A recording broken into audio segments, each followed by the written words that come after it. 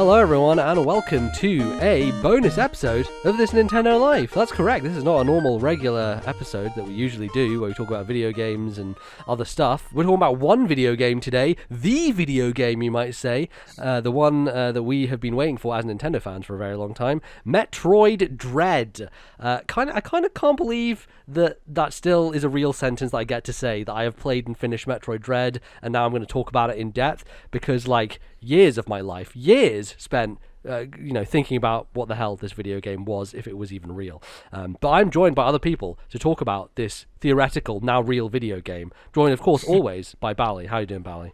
I'm doing well, MZ. The moment has come. We have waited a long time for a new Metroid game. I even brushed up and listened to our Zero Mission Backlog Club. And we mentioned that Zero Mission was...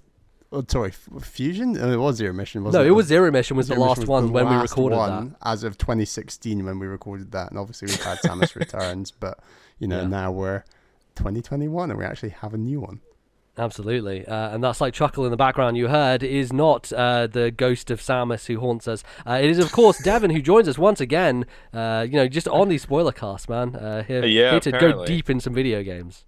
Yeah, how are you guys doing? I'm glad as always to be here. Thank you for having me. Absolutely. Thanks for joining us. No better person I could call on as a fellow Metroidvania fanboy and also just general Metroid fan across the internet. So very glad to have you here to chat about this video game.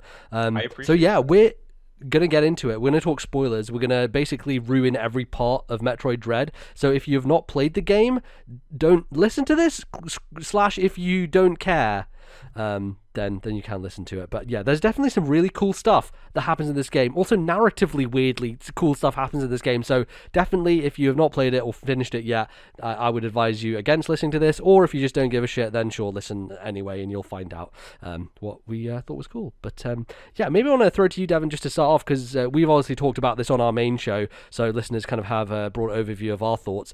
Just want to know what you think about Metroid Dread. Sure thing. So I think I need to kind of sit back and think about this game a little bit more. But I think this is probably by all metrics, in a lot of ways, the best 2D game in the series. Which is high praise, especially coming from me, who has played every single one of the 2D games. I think 100% at all of them too. You AM2R'd as well, and you played that also? I didn't 100% that one, but I did play that when it came out. I'd like to go back to it because it's been a long time now. But yeah, AM2R is great. Honestly, I kind of just consider that as a part of like the Metroid canon at this point.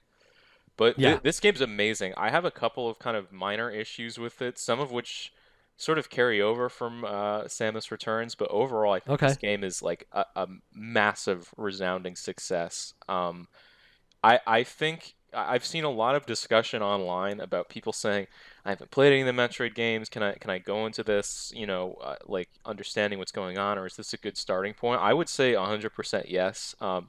As cool as how this game kind of wraps up as what Sakamoto, I think that's... Sakamoto, right? Yeah, Sakamoto sort of talks about this whole first Metroid story arc, as much as it kind of wraps that up. The first Metroid story arc that took, 25 years to finish 30 years. Exactly. Yeah, taking his time here. Finally wraps it up, but honestly, the only game that really matters is Fusion. In terms of very true. Yeah, in a lot of ways, this game is like a true sequel to Fusion, like in a way that made me weirdly emotional about it. Where I was like, man, I grew up with that game, and like the way it honors it in terms of, especially like the moment when the X like burst out and like they just take over the entire planet, and then like you beat bosses and they turn into the fucking core X with the spikes around it, and then you destroy that, and then you suck up the X at the center just like you did in Fusion to get your powers. And I was like, wow, that it's just like a homage in an incredibly cool way. And like the fact that the second half of the game just kind of turns into Fusion almost, I thought was so cool. It's crazy. But I would say this is a great place to jump into the series if you've never played a Metroid game. You'll get the limited story context you need. All you need to know is that there were Metroids and now they're gone, and there was this thing called the X Parasite. That's basically what you need to know. But this game's a massive win. I'm really excited. We were talking about it right before the show started. I'm excited to go back and play on hard mode, and more than that, I'm excited to see. I don't know if you ever watched the GDQ events, but to see where this game like is taken in the GDQ events really, really excites me. Just because watching Metroid, I want to watch a speed run for this so bad. I'm kind of holding back at the moment to wait for a GDQ just to watch it at one of those, because usually where I consume any speedrun content is like, that's a fun way to watch it because you got people explaining it as they go along and all those sort of things. And so like getting all the references of like, this is the weird term we came up with for skipping this boss or whatever, right? Like, I like getting that context from those streams. So I'll probably wait for that, even though I've heard so far there have been some very cool kind of skips and sequence breaks and stuff, even stuff that's built into the game, right? Like the one that was going around Twitter a bunch was the Kraid, I guess it is a quick kill actually, which if you sequence break to get bombs early and you go into the Kraid fight, there's this random hole where you can bomb in the wall, and it shoots you into this kind of morph ball launcher that then shoots you directly into his belly, and you can just bomb him from the inside and he just dies. And it's Are you like, serious? I didn't see that. Have you not seen that? Holy shit, you need to look up this video. It's a custom cutscene, custom animation, and I actually found this room back when I was doing my 100%. I went back through, and you go to the lava room, and I bombed the wall, and I was like, okay, this is this weird morph ball launcher that just shoots me into the lava, and I was like, I don't know what that's about. And then later on I see this video on Twitter. I'm like, oh shit, that was where I fought Kraid, and that's like a way in which you can actually do shit. It's nuts, dude. It's so fucking cool that they so clearly thought about sequence breaking with this game design because of stuff like that. Like they put that in the game, even though it's not the intended sequence for like most players to go through. Incredible. Yeah, I mean, cool. I really think Mercury's team stepped it up for this game, because I enjoyed Samus Returns by all means. It was a good game, but in terms of the 2D Metroid games, obviously not counting original Metroid 1 and 2, it's probably my least favorite. But this is arguably my favorite now. They really, really kind of... It was a big step up. And I'll let you guys talk after this, but the last thing I want to say before we get into the meat of the discussion is the fact that they got this game to run at 60 FPS 98% of the time on Switch is kind of a miracle.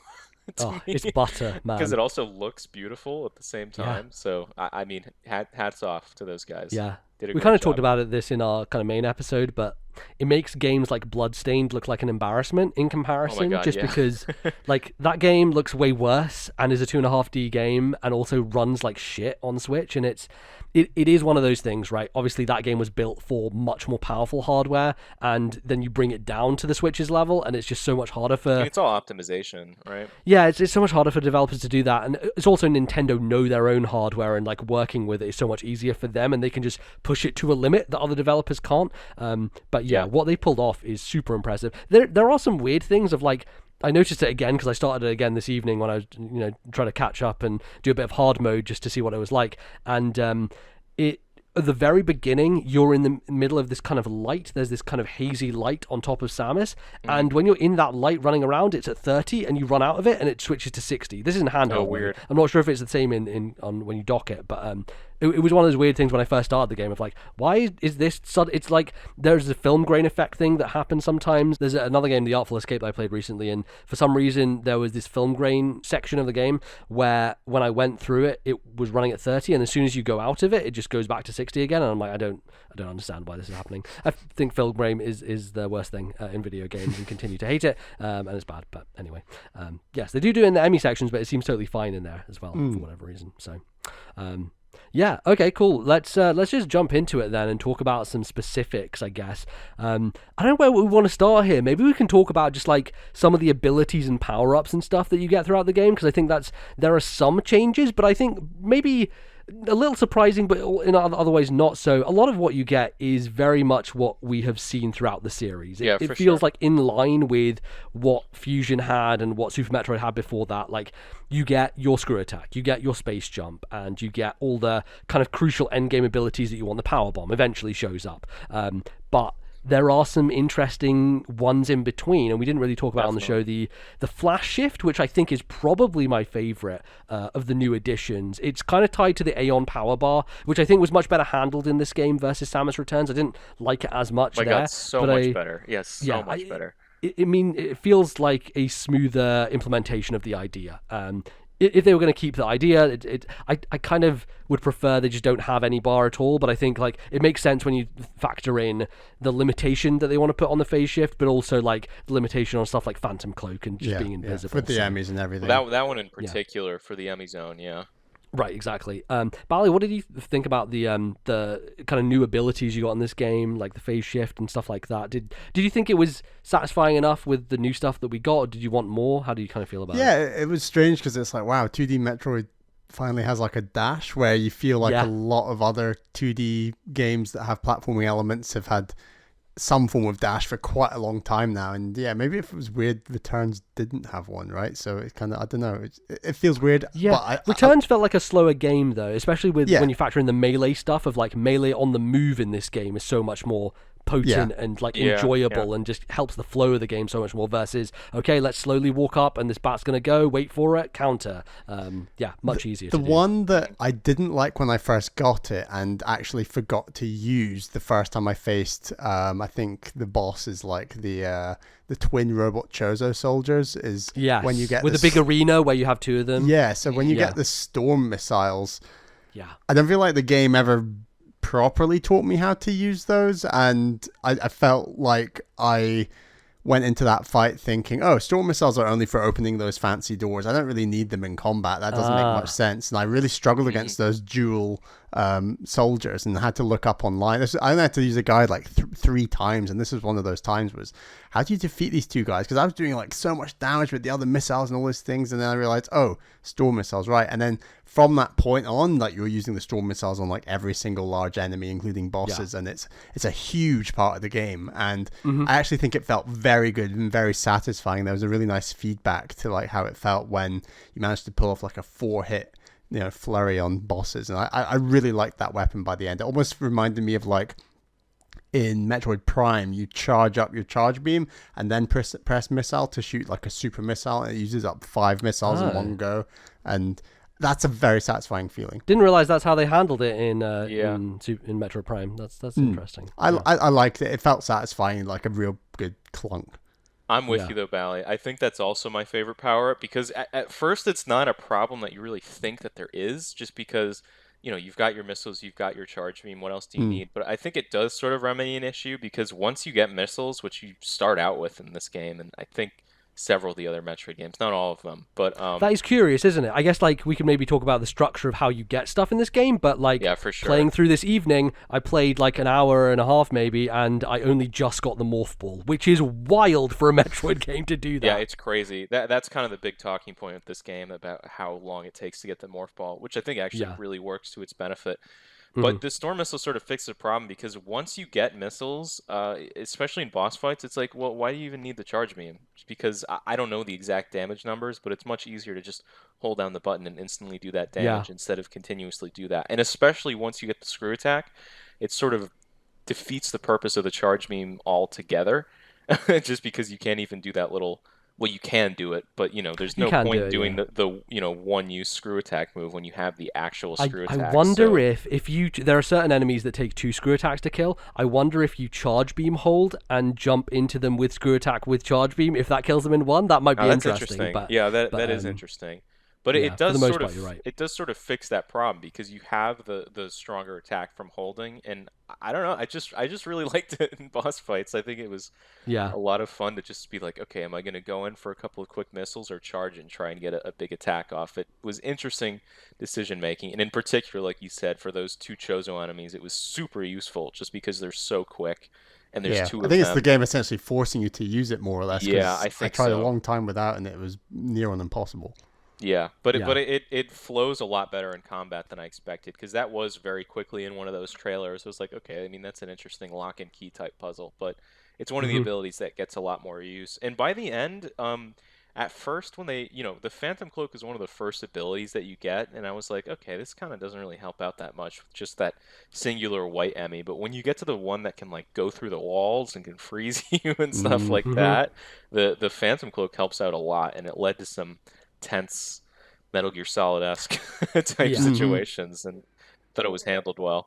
Yeah, if I'm going to talk about the worst part of this game, it's the underwater Emmy, by far my least favorite section, Yeah, and I'm not looking forward to getting back to it. It's like I loved it by the end. Like the Really? Emmys are one of those things that when I'd seen the E3 stuff and like I played through the first hour or two, and you go into the first couple of Emmy rooms, and I'm like, they're fine. Like I'm not in love with like this idea, and like knowing that I'm gonna have to do these areas frequently throughout the game, I was a little down on that idea. But as I played more and more and they got smarter and I had to work harder to get from A to B, even to the point of like going in water and like grappling between points, I was like, this is I actually really enjoyed even the underwater part. I was like, because it was such a clutch feeling of actually making it and then finally getting there. And I was a bit gutted that you don't actually get to fight that final Emmy. Like you don't have to run away from it. Oh really? I was like, thank God. I don't want to do another one of those fights, honestly. Yes. See, I kind of wanted to fight it as well. I enjoyed those fights. They grew on me in a way I wasn't expecting at all. I quite liked it. Interesting. They do mix things up with like the freeze beam for sure. Like, and I to be clear, I think the worst part of the game is that specific underwater Emmy. I think there are other Emmys. Like running through and doing this section that I did this evening.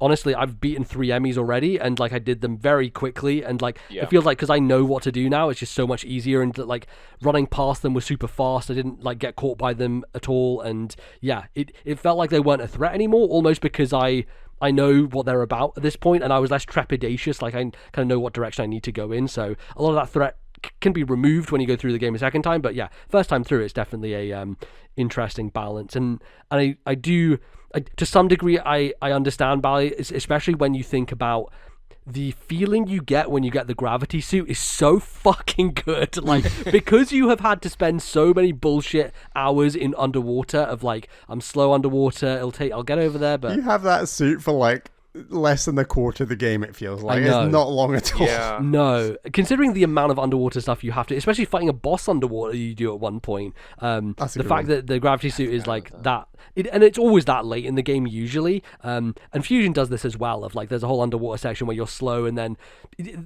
they know the kind of crux of... A lot of games do. I mean, Super does as well with... yes. What is it? Meridian, that game? Even Prime 1, exactly. I know with...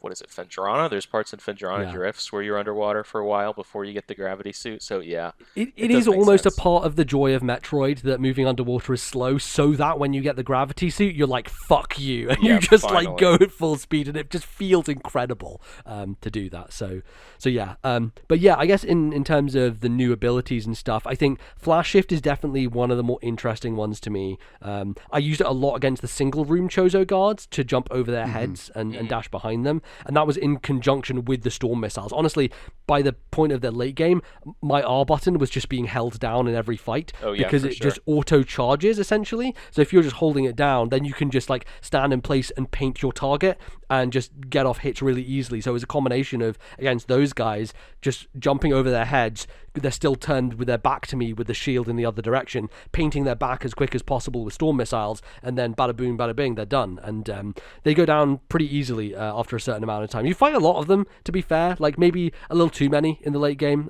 but I still enjoyed those fights. I think like the first one after that kind of first major cutscene you have where it kills Quiet Robe and then just surprises you. That one took me a few tries, but part of it is the shock of like the cutscene ends and you're like, oh shit, I'm just in a boss battle now, and I felt unprepared for it. But it definitely takes time to kind of get used to their patterns and stuff and recognizing them. But Phase Shift was definitely, it was actually one of those moves that I didn't use a lot for most of the game, but by the end it felt like almost a necessity. Like you had to be using it to avoid certain moves and get out of the way. So I tell you what, though, and we can talk about the final boss, but I kind of swapped the phase shift for the slide a lot more with the final boss, especially on that second phase. There's definitely one part when he's flying low, you have to use the slide in order to avoid. But when he crashes down from the ceiling with his kind of big spear in the ground, that one I use the phase shift on a lot. But I would, to the point where on the second phase, he'd move to the corner to do the big laser beam, and I would even slide for that bit because I knew I could slide for both elements and didn't have to interesting. Anyway, we can get to that. Yeah, quickly on the underwater thing, one of the flaws I found about this game, it's not a huge deal, but I don't know if you guys had this issue. I remember I actually DM'd you because I thought I was stuck and I didn't realize quite how it worked. I think it's really cool in concept the way that the space jump works in this game, that you can't just infinitely jump in water. You can do those sort of, you keep your vertical distance but can go horizontally. Yeah. I found it a little bit finicky control-wise sometimes. I had to redo those sections a number of times, and that was another thing that I didn't think the game taught you quite well enough to... Yeah, it's almost like... they do pop it up quite a lot to be like, hey, by the way, you can't go high in water, you can only go vertical in water. And I wouldn't say they lay it on thick, but they tell you a couple of times about it. But I didn't really think about it in the way of, oh, I need to go back to Berenia so that I can go vertically across this space, so that I can get, because I felt like, oh, I need the gravity suit to deal with that underwater section in Berenia, so clearly I don't have to go there yet. And I spent ages going around the map trying to figure out where the next place to go was. Turns out you just have to go back there and use the vertical space jump to just go across the way, to go across a section. Quite a long way, it feels like. That room in particular is really wide, so it like has an area on the side where you go up, and then you have to go over to the left part of the room in order to break through and find the new area where the gravity suit is. But yeah, definitely takes a bit of practice. Other new stuff in this game, the cross bombs, I believe, are new. I don't believe they've been in a Metroid game in the same way. I liked that. Yeah, those were cool. Yeah. I don't feel like there's much time between getting the cross bombs and then the mega bombs, or whatever they're called. Power bomb. That's the last bombs, power up, isn't it? The power bombs. I think power bomb's the last thing. one. Yeah. The cross double bombs pretty useless. Yeah, that's another one. Like same with grapple beam. Like grapple beam and double jump. I get once again just a terrible fucking grapple beam in a Metroid game. I don't it's understand. Shockingly bad, actually. It's pretty rough. I'm shocked. It's better than Samus Returns having to. I think you have to hit the touch screen to actually use it in that game, don't you? It's something like that. It's strange. Yeah. But like a lot of people complaining about holding lots of buttons at one single time, and I don't think anything encapsulates that better than the grapple beam. 100%. Okay, well I have to hold this down to activate it, press Y to shoot it, have my L button so I can aim it, and then also jump while I'm doing multiple ones. And so going from one to the next is this fucking hand Jenga of like, oh my god, can I just... And there's one in particular I'm thinking of that took me forever to do, and I was like, just fucking make an easy to use grapple beam. If only it was like toggling it or something. If they were confident in how good the grapple beam was, they wouldn't make those multiple grapple beam points exactly 45 degrees each time. If they actually had faith in how good it felt, true. they could have had those at any angle they felt like, and you would have still been able to reach and get it. I feel like they know it didn't feel good. Yeah. It's also a bit of a lock and key thing because there are grapple beam doors, so they don't use it that much for traversal, but it is similar, I feel, to Super Metroid, where like as soon as you get the space jump, it just becomes useless and you never use it again. Aside from there's another fun thing that I found out from listening to people is you can use the grapple beam on those Chozo guards to yank their shields away, which is pretty great, right? Like there's lots of ways. Yeah. I've only done that from countering, and then you use the grapple beam. I think I actually have done that. I forgot that you can do that for it, but I haven't seen it done myself. I've heard people talk about it. I think it's kind of cool how it works with the spider magnet, which I guess we forgot to mention because it's so similar to the spider. It's super early on. It doesn't really feel like a power up. It's just more like, oh, now you can go on these blue parts almost. It's super useful though, and again, it's one of those abilities that's I think really awesome until you get the space jump. And by the way, I've always been sort of back and forth on this issue, but now that we have it, I think I'm very much in the camp of it. The fact that wall jumps are 10 times easier to perform in this game, I think, is a nice change. In particular, in Super, going back, you see these speedrunners do these crazy wall jumps, and it's like, I mean, that's awesome, and I kind of like that it's hard to do, but at the same time, it's like, wow, it's really nice that you can just do it whenever you want to. I think some people are annoyed that there's no more single wall jump in terms of you can keep going up the same wall. I mean, that's the big thing that's always bothered me with this game in Fusion and Returns, but it's designed around it. It's not that big of a deal. There's already breaks. You can already bomb jump. Exactly, yeah. The bomb, which Bally, you did quite a bit of some late unintended bomb jumps almost to get certain items. I mean, initially I just could not do the bomb jump, and I think I saw Bloodworth from Easy Allies on Twitter post a video of doing it. I'm like, oh, that's the timing, and I just copied his timing, and I managed to nail it, and got a couple of secret energy tanks and things. Nice. Very satisfying. Enjoy all that stuff. Yeah, it's really good.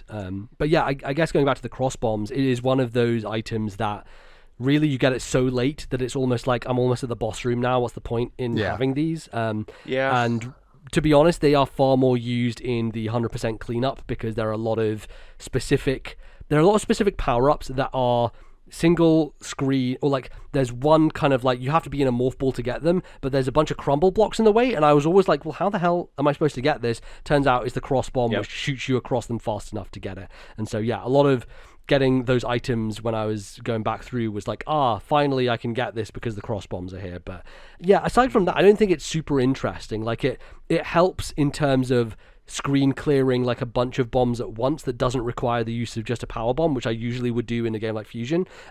So like it helps in that sense, and there are certain power-ups that you can use with it. But it's cute, a little underwhelming. It's a cute ability. While we're on the neat. topic of abilities and controls, first of all, I don't know, I'm mixed. I'm much more positive, obviously, on this aspect, but the fact that Speed Booster is back finally is amazing, and I'm very, very happy about that. The way that they changed Shine Sparking so it's much more clear when you're actually in the state where you have to input a direction, I think is great. It looks a lot cooler. The one thing I am not sold on is clicking in the stick, hitting L3. I just don't understand I don't either. Why they did it. It almost speaks to like the philosophy of this game design of like, because your fingers are already holding down 4 other buttons, so his last finger left was just pressing the left stick.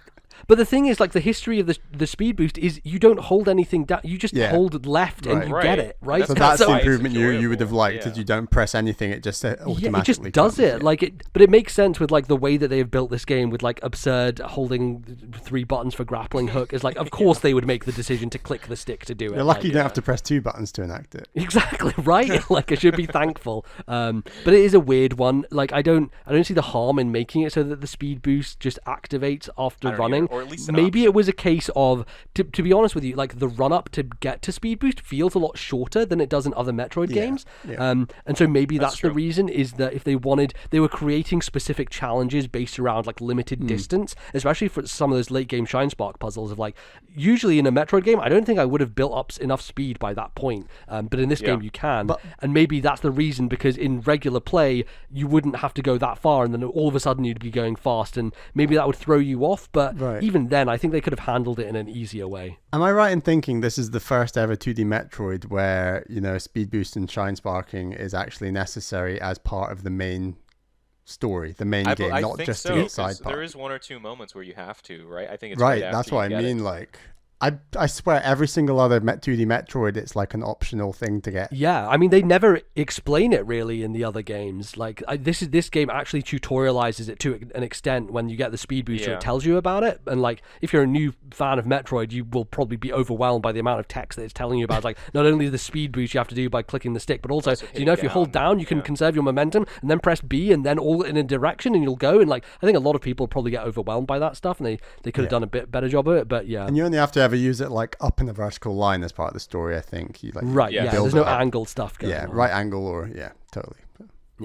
I liked the speed boost puzzles in this game. I thought they were fun, but one thing I didn't quite understand, because the game doesn't explain it to you, is that, and it's essential for I think maybe 3 of those speed boost puzzles, is that you conserve your momentum if you wall jump while you're in the speed boost. I totally did not know that. And I had to look. And you don't actually need. I don't believe you need to know that to do every single one. You can, I believe, conserve your momentum for most of those puzzles. There are multiple solutions to them. There was one I looked up in particular that's the beginning of Ferenia, the Chozo kind of area that we can talk about in a bit, where I watched an IGN video where they went from one direction to get it, and they did a completely different thing. And I watched another guy do it from the other direction, and he did a totally different route in order to get it, but they both got it. And that's one of the cool things, is like, there are actually multiple approaches to some of these Shine Spark puzzles in order to get there from different locations, because you have enough runway in either direction to do so, which is pretty cool. Like, there's a bit of creativity in that space almost. So yeah, it's pretty neat stuff. Any other abilities we want to kind of touch on? I think like a lot of it is the slide, Metroid hat. The slide. I guess we should talk about the slide, because it is new and like fucking incredible. Like, it just so good. Starting up the game again today and just like running through, it was blazing fast to just get where I wanted to go. Like skipping cutscenes and doing all that stuff. Just the slide once you're feeds used into to her using moveset, that so input. nice. Because it took a little bit of getting used to for me. But once you have that kind of ingrained, like, okay, you hit, what is it? I think it's L2 It's ZL, or I ZL. believe. Yeah, that. You hit that, and it's just so smooth. When I first started playing the game, I thought it should have been on ZR. That felt more natural to me, but now it's just muscle memory, and so I'm totally fine with it. So yeah, I just got used to it. One thing I want to mention too before I forget is I think, so like I was saying, I think it at least should be an option that you can do the speed boost just automatically. And the other thing, I got used to it by the end of the game, but I looked for options and there was none because it's a Nintendo game.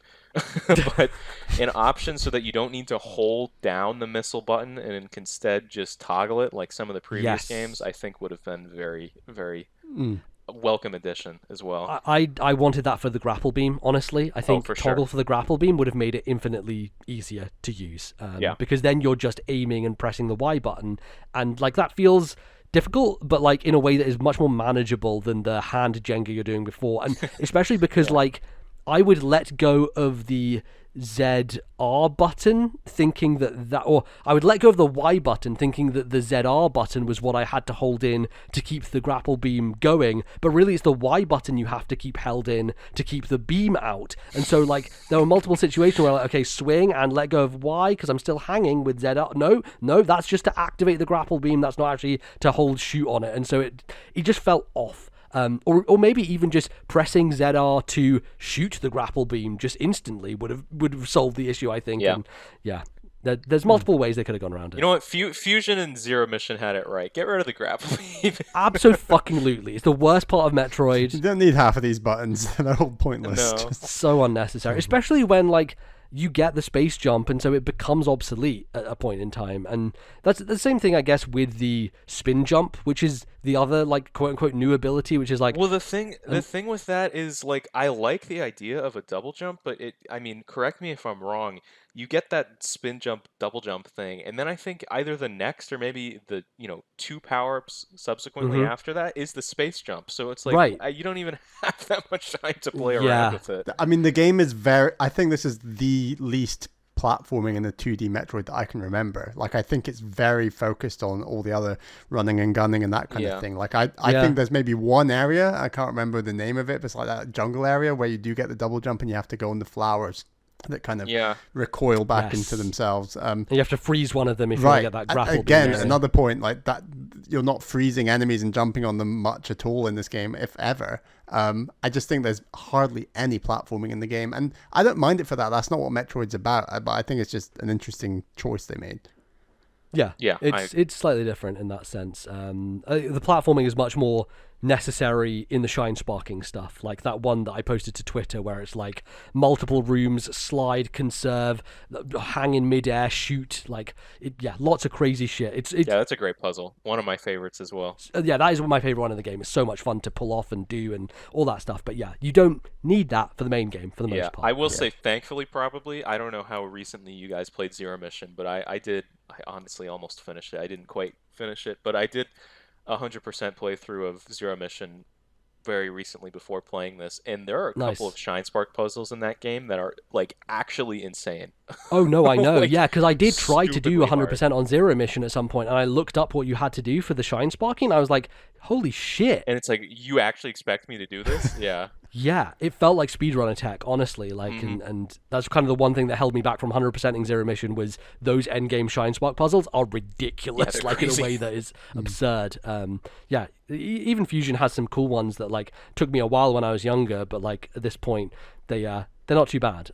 Another change I like, and this is the smallest thing in the world, but it just makes me and my monkey brain happy, I guess, is I like the fact that in particular the GBA games, there's such a reliance on these power bomb upgrades when you're never using 40 power bombs or whatever in this. Whatever it is, and this game just says, nah, fuck it, you get 15, and each upgrade gives you 1. Yeah, there's not many. And they feel very powerful. They do good damage to enemies. There was actually so talking about those double chozos from earlier, there was a double chozo room that I found after I beat the game, and I was like, oh, weird. There was one of these that I completely skipped and found, and then I was doing it for a while, and I was like, oh, let me just drop a power bomb here, just wipe them both out. And I was like, oh god, okay.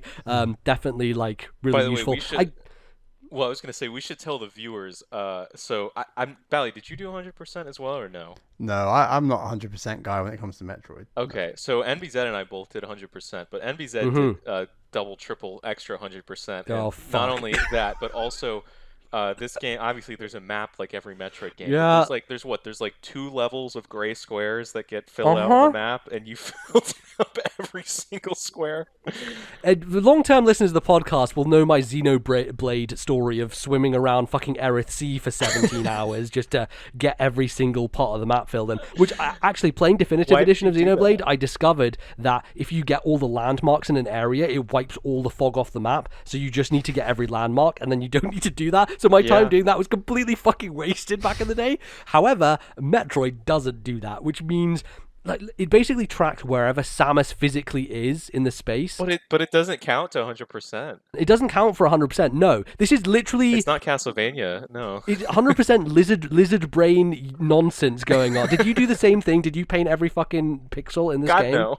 No. Okay, all right. You're not as lunatic as I am, because that's what I did. I literally went around painting. I was prepared to, though, because if it counted to 100%, I was like, oh fuck. You would have done it. Do this just to get that. Yeah. Just to get the number. No, I totally get it. And like look, I probably will never do it again with this game, because I'm sure I'll play this game multiple times through. But I just want to have the perfect save file. You know, I just want to have that perfect save file if I ever want to go back into it and look at. But it's not perfect, NBZ, because you didn't get the right splash screen at the end of the game. So now you need to do it while getting 100%. Also, didn't you miss a pixel because you can't access it due to There a is one boss? pixel that is currently impossible to get because you go through a morph ball launcher and you don't have control when you're in a morph ball launcher, and it goes from one screen to another, and when it enters the new screen there is one pixel of re-entry where it doesn't paint it, and it has driven me fucking insane. And like that. Come on, that Nintendo, what are you doing? Release a patch, guys. Sort your shit out, guys. Like, but yeah, I mean,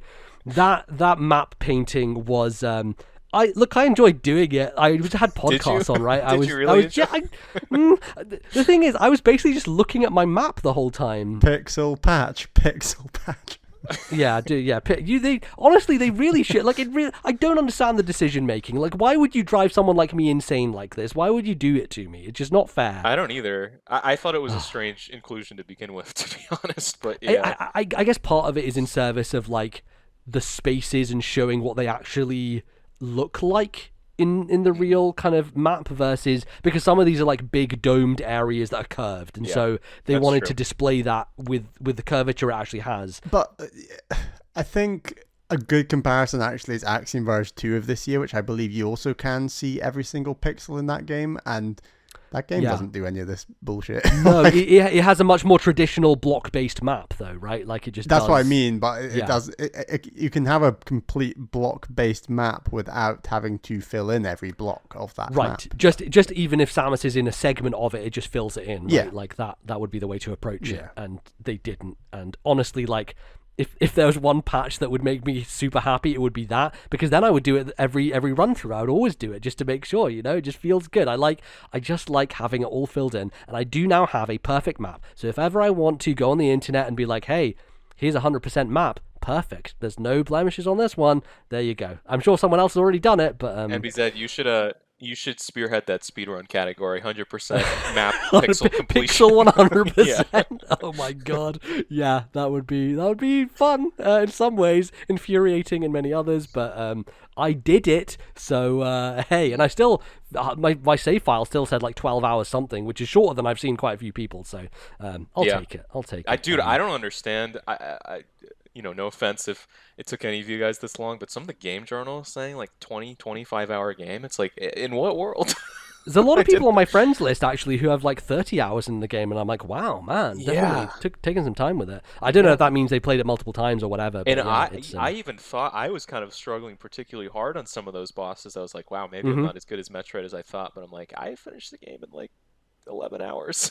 100%, so I don't know. Yeah, I think my first run through was 8 hours 55, I believe, and then the 100% was about 12 and a half or something. So yeah, I spent a good 4 or 5 hours doing cleanup. Also, it's the stupid Metroid clock that's just the time you're alive, not all the attempts. I know. Yeah, that's true. Yeah. So also, like, doesn't bad. count time spent in the map screen, which I spent a fucking lot of time in the map screen. Let me tell you. By the way, we'd failed to mention that this game is terrible because of one reason, and that's the fact that you don't see Zero Suit Bikini Samus at the end. Oh yeah, no, just garbage. Can you believe that Nintendo has fallen to the liberal media or all the censorship? Yeah, all the censorship. How are you going to get the fans to come back for the next game if you already show that off? Come on. Yeah, I want my PNG Nintendo. Come on. Yeah, I mean, all that talk of Metroid Dread being emulated, I wouldn't be surprised if there's a Zero Suit model for her to play through that game soon. If there isn't already, I wouldn't be surprised if people did that. But yeah. I guess just closing out the power-up stuff, I just wanted to mention the Diffusion Beam, which is cool from a fusion standpoint of diffusion. Ooh, I know what that means, and it doesn't mean the same thing because the Diffusion Missile in Fusion is like a spread that spreads like ice out from you when you shoot a missile by charging the missile, and this is more a charge beam that, I don't know, shoots through walls, but is only ever used in certain situations where those weird, like, bulbous, almost kind of, I don't know what to call them, like flesh bits in the wall are. Yeah. Right. Just to open up shortcuts. Yeah, so it's not really used that much. You can use it to kill enemies through walls, but yeah, again, seems more like a lock and key ability than anything interesting to the game. I mean, Metroid has always had lock and key problems, but it's like every power-up is also a lock and key thing. Like, just specific doors for all the weird beams you get and stuff. It's almost a little bit much, I thought. At some points, it's like... I actually do like the power ramp of the beams, especially because the wide beam like changes it so that you have better range, and then the next one up gives you the ability to destroy metal enemies, and then the next one goes through walls, right? And that's always... Getting wave last is kind of strange. I feel like that's not... I think it's plasma you usually get last, no? Usually do get plasma last, yeah. The wave... Actually, maybe not, because the wave beam in Fusion is also like that weird shape, isn't it? It was kind of twisties and does look a bit weird, but I think so. Yeah. But there's not really any puzzles, and honestly, any games besides this one that I can at least think of where you need to, for a couple of those power-ups, and I think maybe one point in the story progression, you actually need to shoot through the wall to... Yeah. You do in Fusion to get to the closed off Metroid breeding area. When you're down there in the depths, you need to use the wave beam to get through. That's mandatory. But yeah, there are a couple of areas here where you do need to use wave beam. I like wave beam. I think it's cool. And it's cool. Yeah, it's a little bit lock and key, but I like the power ramp of the beams. Yeah. Well, it's about. Can I say one more point on the power ups and then we can move on? Yeah, go for it. I think that the decision to get the morph ball late is actually a really good one because of the slide. I agree 100%. And I think that when you get the morph ball, it's a very different game in the sense that I think things feel a lot slower and more methodical and a bit more puzzle box based. And I think up until that point, you feel like you're running and gunning quite a bit more. And obviously you end up running and gunning a lot more by the end of the game. But I think just in that immediate moment you get the morph ball, I think things do slow down, but just in a different way rather than a worse way. Mm-hmm. I felt so good getting the morph ball because it is one of those abilities that like feels second nature because you get it early in every Metroid game. It's like, okay, once you get the morph ball, it's like, okay, now I'm playing a Metroid game. And so for a long time it was like, oh my god, there's such an easy power up right there, and if I could just crawl through that hatch, if Metroid could just crawl. They do that a lot in this game. It's like, oh, if only I could. Yeah, and they dangle a carrot, and then when you finally... So I literally just got it in my hard mode playthrough, and feels great. It's like, oh, yes, now I can just... And the other thing that's really nice about it is the streamlining of, like, just running towards a wall and pressing B, and she just goes in, and the morph ball, and it's great. Super fast, and getting into it, pressing ZR and all that. By the way, I was just going to say, having a dedicated morph ball button finally is wonderful. Especially after AM2R did it. It's like, this should be in every game now. I think I pressed down on the analog stick every single time for the morph ball. Really? There was definitely times where I was like wanted to slide, but I went into morph ball accidentally, and like so there's a little bit of finickiness there, but for the most part it worked how I wanted it to. And what if for the next game you start with the morph ball and they just animate the sliders going into a morph ball, and you can have the morph ball from the start of the game, so you could do like a slide morph ball move. That would be cool. Yeah. Or again, now that Samus canonically is a Metroid should be now able to crawl, right? So that's the next step, is that you start the game. You just turn into a little Metroid at will and go through little holes that way. Yeah, you just crawl. Why can't Metroid can now crawl? That's the first ability of Metroid 6, crawling. Yes. Must happen. Yeah, exactly. I guess the only other thing on power-ups for me is that missiles are done correctly, which is super missile stacks on regular missile, ice missile 100%. Stacks on super missile.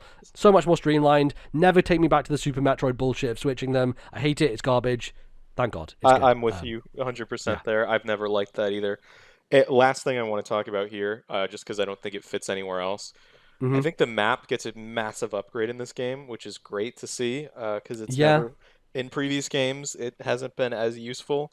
The one issue I have with the map in this game is it gets so overloaded with points, and they're weirdly kind of washed out into the background. I wish there was a little bit more contrast, in particular, so that you could tell, like missiles acquired versus like you see the missile but you haven't collected it yet, because it was sometimes difficult to tell without like zooming in super close and like mousing over all of those points and saying, you can choose an individual icon to go after, and if you highlight it, then it shows you the ones you have and ones you haven't a bit more clearly. You need to find it first. You need to find it on the map. You can't just go into a menu and say, I only want to see these. Like, you need to find it and then hit, what is it? I think Y. I did find myself looking at the map for quite a long time, and a lot of that time was spent trying to identify what was what. And a lot of it is just like visual information overload that you're just trying to pass a lot of the time, and just understanding what is even going on. And I think at this point, now that I've already played through the game, looking at the map is just a quick like, okay, know where I'm going, close it, move on,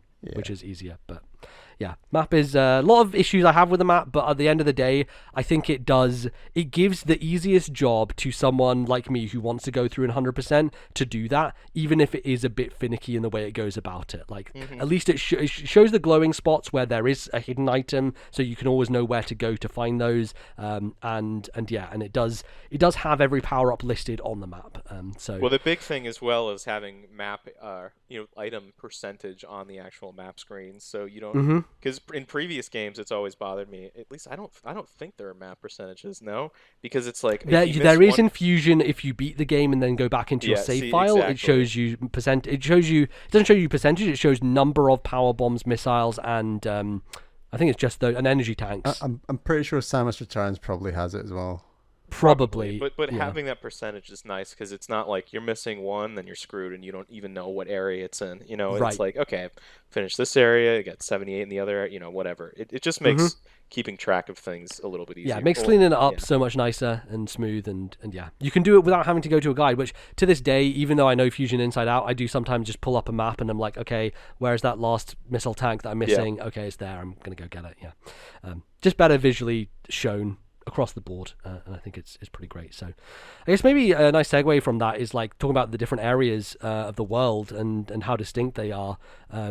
I've heard maybe some complaint from people of like everything feels a little similar in some senses, just because there is a bit of melding between. Well, it's all kind of mechanical, no? Yeah, there's that, but there's also a bit of melding between like hot areas and cold areas in certain places you go to. There's definitely a distinction of like, okay, Arteria, the opening space, is more cave-like. Then Kritaris is more fire-based. Berenia is more water-based. Dairon, I couldn't really call to mind like what that space is, but it's just like it's another area almost in my brain. There's not much like to distinguish it. It's mechanical maybe. I would say the coolest area is Ferenia by far for me, because it is like this Chozo palace, right? And there feels like there's a lot of like I guess diegetic storytelling of like, this is where the Chozos used to live, this is where the height of their society was and stuff like that. And so you do see across the game of like the save rooms have Chozo warriors in them and that sort of stuff, and I always thought that was really cool nice. As you went through. But how do you guys feel about the different spaces and going between them? I guess for me the worst part is just like the travel time of like, okay, loading is a little long. When's this game coming to PS5? Right. Yeah, get that SSD. It is a little bit long. I like the areas. I mean, I think the big thing, I mentioned it for a second earlier, is I like the diversity in areas, and I guess they bleed together, but in previous Metroid games there's been lava in more than one area. It's not a huge issue. I guess I'm thinking mostly of like Fusion has very distinctive places that I think Sector 5 looks exactly like that, but they're sectors because they're based off like biomes. It's a little bit different. Very strict biomes in a sense. In particular, with Fusion's more linear approach, I think it makes more sense to have those areas so segmented too. Right. But there is like a visual distinction to Super of like the ghost ship, right? And Meridia is like this sandy underwater space, and like that. I do think that game does a bit of a better job of like an environment and a planet in some ways. Like in other ways of like when you're... This doesn't feel like a planet. It feels more just like you're at some weird underground bunker. You know what I mean? Because everything's metallic, everything's mechanical. That's my biggest flaw. I just wish there were sort of more natural environments. It feels much more like this is mechanically a game first, and then we have decorated it into this area and that area. Yeah, definitely. And I think 2D Metroid's broadly always felt a bit like that. I actually think Super Metroid does a good job in feeling a little less like that, but I think the others do feel a lot more mechanical puzzle box kind of style. And I think it's an area where Metroidvanias generally have very much... You look at like Ori's and Hollow Knights, and they feel, sure, those games are very mechanics focused still, but those worlds don't feel like they've been tied to the mechanics in such a literal way as in like 2D Metroid. I think there is a real delineation with those games in comparison. And I think ultimately, if you're waiting for like, you know, Metroid with like very distinct atmospheric worlds, you know, we've got Metroid Prime 4 coming around the corner. Like I always think the 3D games just do a better job of like, this is a clear distinctive area, and now you're moving from one distinctive area to another. And I think that's reinforced by the music in those games, and that's another area where I think the music's fine in this game, but I don't think it's anything special. And that's music is a great way again of making an area feel distinct. You know, like we've talked so much about Luma Pools on the podcast and how great that area is in Ori and Will of the Wisps, and it's like that area is made mechanically, yes, it's good, but it's made by the fact that it's visually so distinct and stunning, and the music reinforces that. And that's just something this game doesn't really do. It doesn't have these distinctive areas with their distinctive themes going from one distinctive themed area to a different one, and that's something I think Prime does a very good job of, and is something I'd like to personally see more with 2D Metroid. Yeah, to some extent, although in a way that kind of works for it, because in my head anyway, Metroid games are all about this interconnected world. But when I think about it, like the three most, like even every game in the Metroid series, when you think about it, like they're all kind of broken up into smaller spaces, like smaller maps almost, that then join together by you going from one to the other, right? Like Fusion has its 6 areas that are split between the main deck. You then have Samus Returns, which is very much like going down into the planet to different sections and then going back up again. And this is kind of a similar way that Samus Returns handles it, of like the map looks quite similar and you go between spaces. There's teleporters this time as well, although they are a little bit limited because they only go from one to the other and until the end of the game, when you find all of them, and then you can go to any of them at once, which is an interesting limitation. But I would say that generally the game, it feels like you could have it as one single space kind of put together, and maybe the fact that it's not as delineated in terms of theme helps with that idea of like this contiguous space, even though physically it isn't, because you are just going on elevators and teleporters to get to places. But I think those when you're going in those like elevators and things, I think the game would be 10 times more impactful if when you got to that new area it was more distinctive in terms of like its thematics. But yeah, for sure, that would be nice. But yeah, I wanted to bring up Ferenia in particular because it stood out to me as like the one that is memorable, because it is this is a bit more like leaning into what I maybe would want more from the game, which is, you know, a narrative that is not direct, and the game does a good job, I think, generally of being quite light in terms of a word count and stuff like that, except for one moment. But yeah. Except for your 1 10-minute cutscene in that Chozo. Exactly. Well, that's the thing I kind of like about it, though, is like you start off the game, they give you the backstory of Fusion, and they have really cool kind of animated 2D visuals to show like this is what happened. We went to this station, and then there's nothing until halfway through the game. The specific stills they recreate from the intro to Fusion too, really, really cool. They're really great. They look fantastic. Yeah, I like that stuff a lot. It's a game about 3 beats, basically, which is the opening setup, the middle of the game where you get the lore dump from the bird, and then the end of the game where your dad bird. We call them plot bird and dad bird here. That's their names, because one of them just tells you all the plot and dies, and then the other one's like, I am your father, Anakin, or Luke. Right, and then Metroid learns how to crawl by the end of the game. That's exactly, yeah, that's the story of the video game. But are there any other like areas in particular that you guys wanted to talk about? I kind of like what's it called? Elon. Elon, very small one. Confused with Mr. Musk. Yeah. But it's kind of small, but it's kind of cute. I think that's where you get the plasma beam, right? Yeah, you kind of go in there to take the thing and go out. There's only one entrance to it. I think is that where the X-Parasites are, or the X-Parasites in Ferenia? I can't remember. Yes, that's when you break them out, I think, by the end of that area. Because they're contained in that unit. I think that's part of it. Like they have to make you hit that beat so that the world changes. So the X-Parasites are there. So there's no teleporter to Elune, and there's only one area to go in and out of it. It's like a locked area almost that you have to go through in order to continue the narrative arc of the story without breaking things. Essentially, I like it though. You can let the X into the world. It's a nice little change of pace. It's basically a box that you go in a circle in, but I think it's it's kind of cool. It's obviously, having one of those areas is fun. And like you said, narratively, it makes sense. Yeah, it's nice to have variety in that way and not have every area be this big sprawling space, which a lot of them feel like, to some degree. I like the names of them. Gavarin, that's a cool name for a have you noticed that it goes alphabetically and you start from A and you keeps going? Yeah. Wow, I did not notice that. Yeah, good spot. Yeah. Good spot. You go sequentially through the alphabet. It's fun.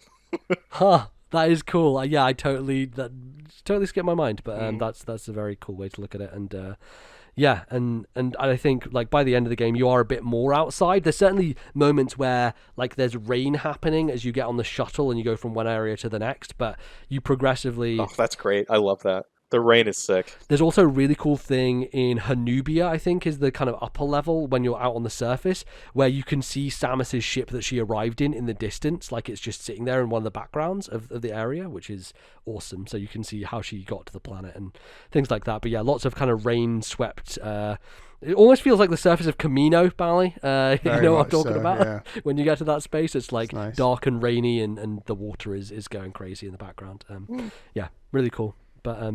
I would have liked the loading time to be better so that you could just get between those spaces more easily, because especially it's a little bit rough. Yeah, especially when you're like trying to find your way and you're like, okay, you get to this place and you're like, where do I go? Oh, I've got to go back again. So I go back and wait. So yeah, Switch Pro, where are you? Give us better I know.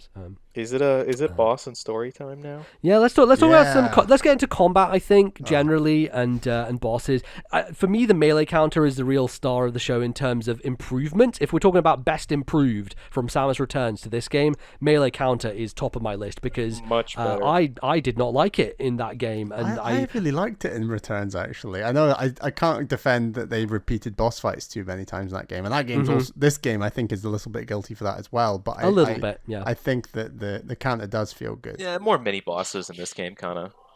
Yes, the Chozo guards for the most part, and the Emmys, if you want to count those as fights. I would say there's one too many Chozo guards, and I would also argue like there's one too few big set piece bosses. I think I would just like to one more. And I think when you think about a game like Fusion, I think it's actually impeccable when it comes to like sheer variety and quantity of bosses and like boss design. Right. Also, how the bosses use the ability you get from them is always a fun touch in that game. I've always really liked that. It is my favorite part of Fusion as well. A bit like the Emmys in this game. Definitely. In a way, for sure. So yeah, I just wanted a little bit more in terms of like boss variety. But yeah, just I guess the general combat is really fun and fluid and just feels like you can get around the place while still fighting things, and you don't really have to stop.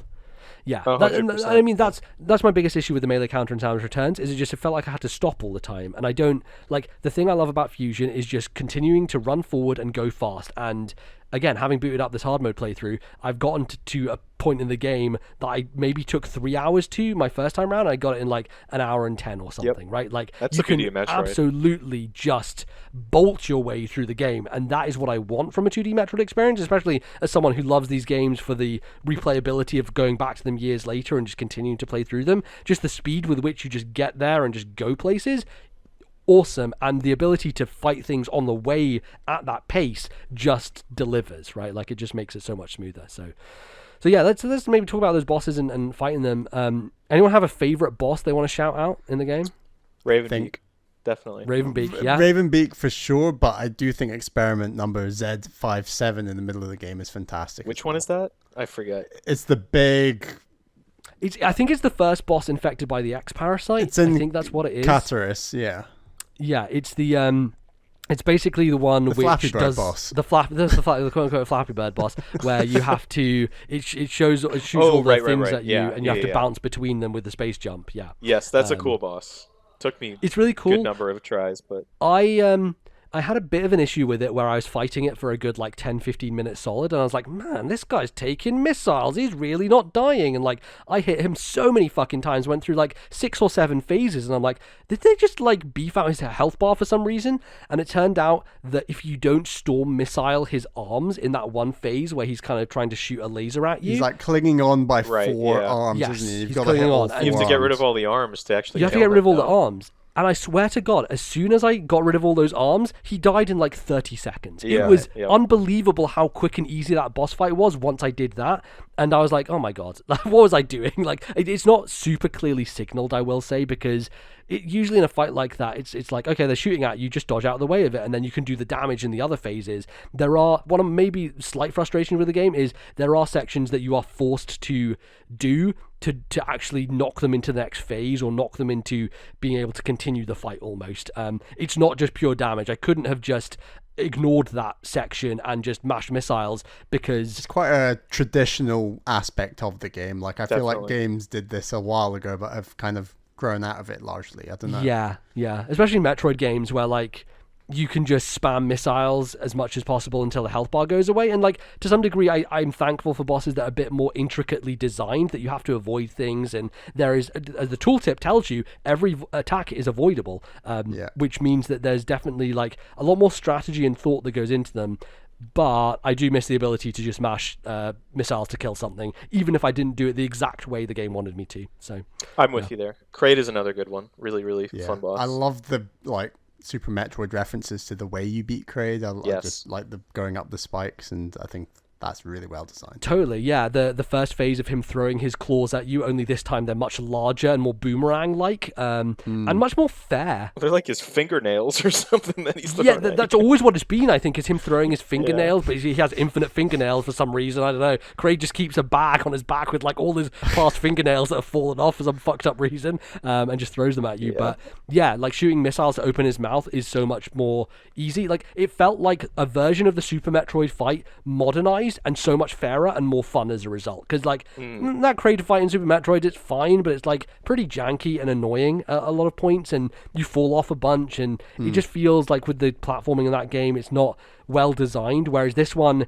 it fit it like a glove. Kraid's always been a little like that, always a little frustrating. Same thing. I remember I got a notification, I saw someone say this in your guys' Discord in the Metroid thread, but the same thing with Mother Brain. Mother Brain's always been a fight like that where you just keep falling off and it's frustrating. Really frustrating, They handle Kraid much better in this game. Although I will say, and I mentioned this in our DMs, first of all, when I first fought it, because I haven't played Super Metroid for probably 7 or 8 years, something like that.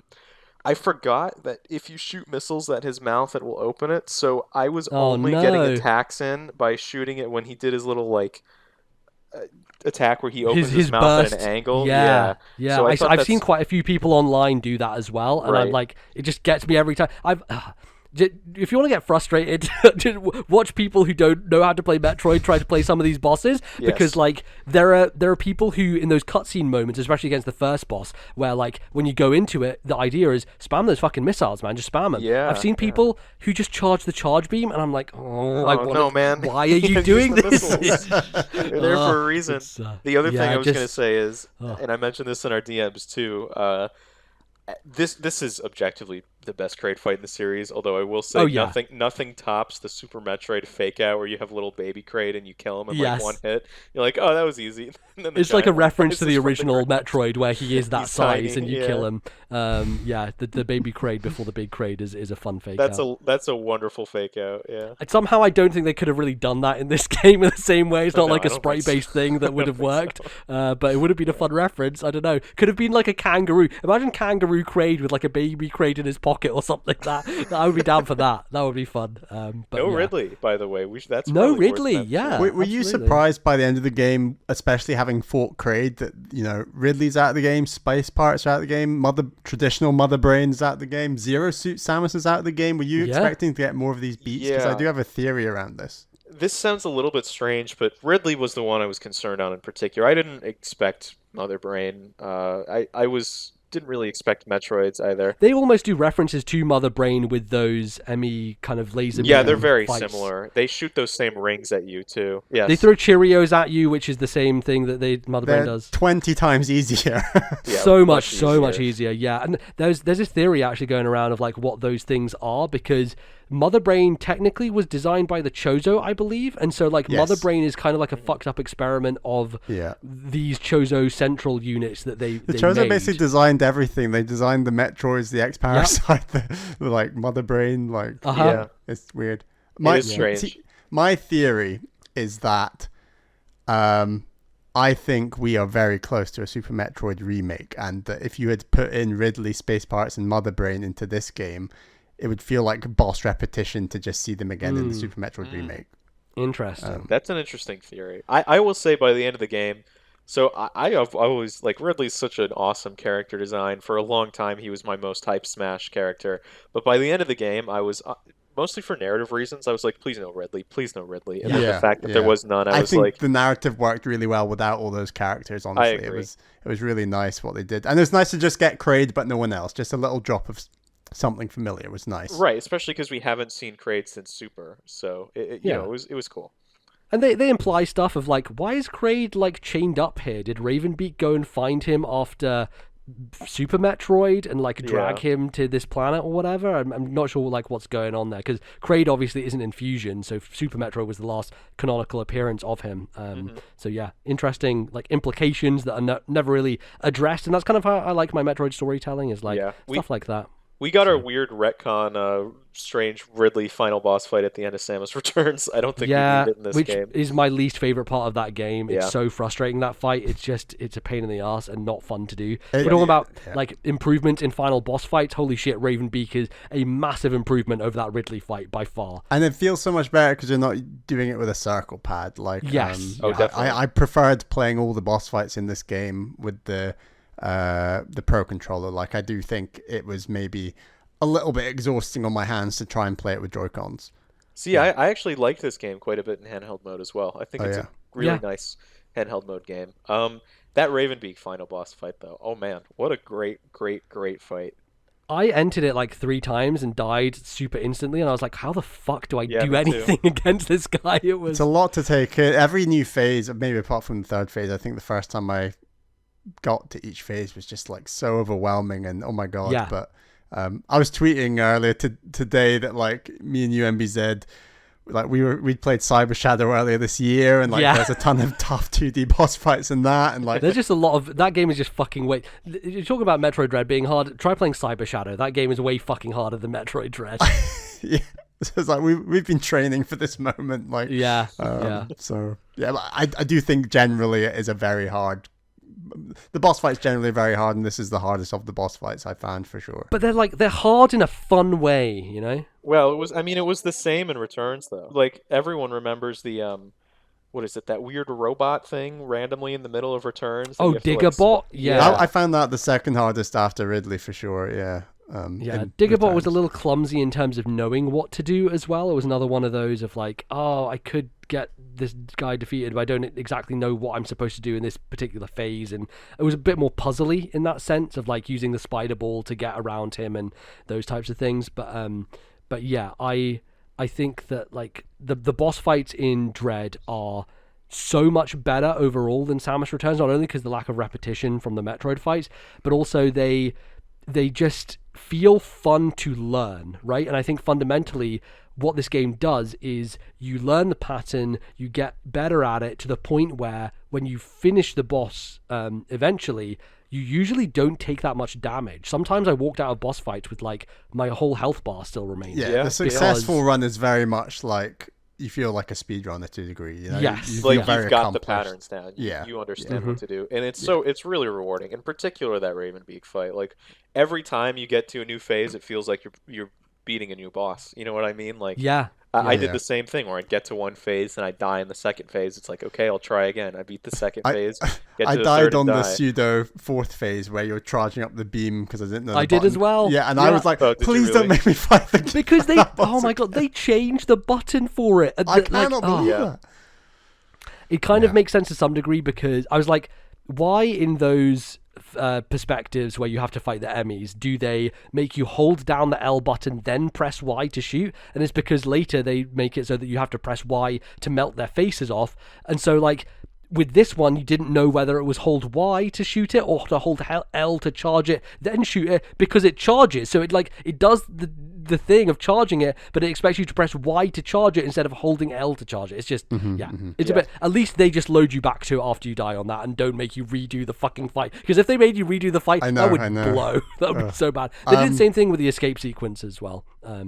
Did you guys like the escape sequence? I thought it was fun. It was cool when you realize that you fucking hyper beam everything. Yeah, but, I liked it. I liked the Metroid suit, but when they described Samus as what was it having so the Metroid DNA in her, and Adam says like, yeah, it's reacting or it's becoming. What does he say? It says it's like it's mutating or something. I've got not written down. I took a screenshot. I'm just pulling it up on my Switch of like the line that Adam says. Okay. You are a Metroid. It says, it appears your Metroid DNA has caused you to become a Metroid. Right. Ordinarily, this would have happened immediately after the DNA transplant. And then he says, you are now a Metroid, Samus Aran. Your very existence poses a grave threat to the galaxy, which is, What does that mean, first of all? But when we heard those lines, I was so convinced that the victory lap, the fourth phase, whatever you want to call it, Samus was going to turn into like either an Omega Metroid or a Metroid Prime temporarily, and you were going to go into this big large monster versus large monster like victory lap kind of fun fight that would last for a few minutes, and then she'd shrink back down and you'd do the escape sequence. I just wanted that one crazy beat because yes, the Metroid suit is so cool and I loved it, but for some reason, I just assumed that the Metroid DNA building in her was going to result in her transforming into something a bit more radical. It makes Honestly, sense, I thought Samus was going to die at the end of this game. Like when she goes rage mode and like he chokes her out and stuff, and the ship is falling to the ground. I thought this is it. She's going to kill him, but she's going to die herself, and that's the end of the Metroid saga. But then you remember this game is made by Nintendo. Yeah, of course. Okay, well maybe we'll get back into the story stuff. But I just wanted to touch on like some of the other bosses in the game before we moved on from that point. Sure. The mini boss that I had the biggest struggle with was the stupid like flying enemy who goes electric and just flies back and forth. I don't know why that one took me the longest to fight and like kept dying on it, and partly it's because I couldn't spam missiles at it. I think that was a thing when it's in its electric mode. Missiles do no damage, so you had to charge beam. It's the last boss before you get storm missiles as well.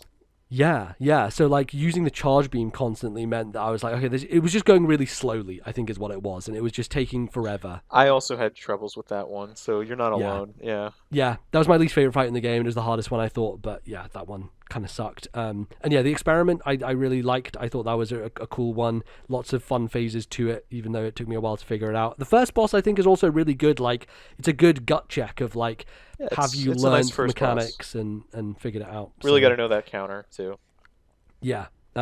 Any others in particular that stood out to you guys? I guess those are like the main ones, right? Like Kraid, the first one. Yeah, I mean the underwater boss is maybe the biggest that we've not mentioned, but we have not talked about that. It was fun. That is how you do an underwater boss, I think. Yes. Like it relies on like the grapple beam, and it just worked. I don't know what was so great about it, but it just kind of clicked with me. Yeah, I did that like quite it a bit as well. The idea of using the blue magnetic thing to shoot yourself across was a bit reminiscent of the Zero Mission boss fight. I think the first boss fight in Zero Mission, where there's that worm that comes out the lava and you use the rail to go back and forth.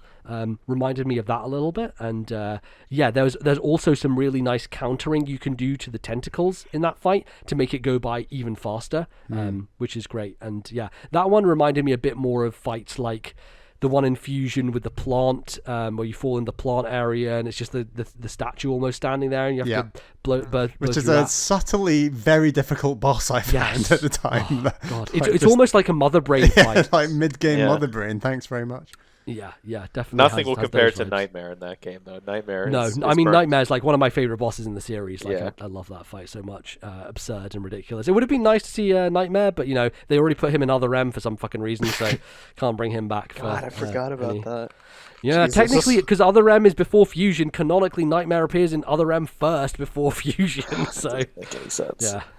Also, Fantoon is in Other M for some fucking reason too. And apparently, so I was listening to the NWR podcast because they've been doing a game club on all the Metroid games. Great. Definitely recommend you go listen to Connectivity, which is... Including Other M? No, Other M they mention in the Fusion episode, but one of the things they bring up is that apparently Fantoon is like a space wizard, and in Super Metroid you fight his head, and in Other M you fight his hands, and so like, what are we going to fight a Fantoon next? Is it going to be his legs? I don't know, but apparently Fantoon is just a weird space wizard who just appears places, goes across the universe. Well, you can't put the head and the hands in the same game, otherwise you'd replicate every other boss Nintendo ever made. Right, exactly. Yeah, exactly. So your Mario anyway, 64 Wind Waker boss. Yeah, it's pretty wild. I think my thing with the way the bosses and the enemies evolve, the really nice thing is you get super powerful up to a point and then the X-Parasite get released, and I think that's the moment where you're like, okay, I need to pay attention to the combat again because they take a lot more damage and their phases change and their counter timing windows change a little bit. You have those bugs who kind of hang on to doors and don't let you through, just like the ones in Fusion are kind of as well. Cool. And so like some of the Fusion or the X-Parasite infested bosses, like the Chozo later on, they start spraying weird goop at you and you have to like dodge out of the way of that. I thought was pretty neat to evolve. Even though you fight a lot of Chozo warriors throughout the game, the X switch up for them I thought was a good way of handling it, and like making them a bit more trickier. Yeah. So. Great. Let's talk about the story of this game, I think, because it's surprisingly really good. Fantastic opening. I was hooked. Like, I was really genuinely that's a great like, opener. What is really, really nice? What is happening? Like, so the Federation send the Emmys because they've had this distress call, and you basically go from there. And you all, as having seen the E3 coverage, I already obviously knew the Emmys were an enemy in this game. So it's like, right, who's there that's changed everything on its head, and what's going on?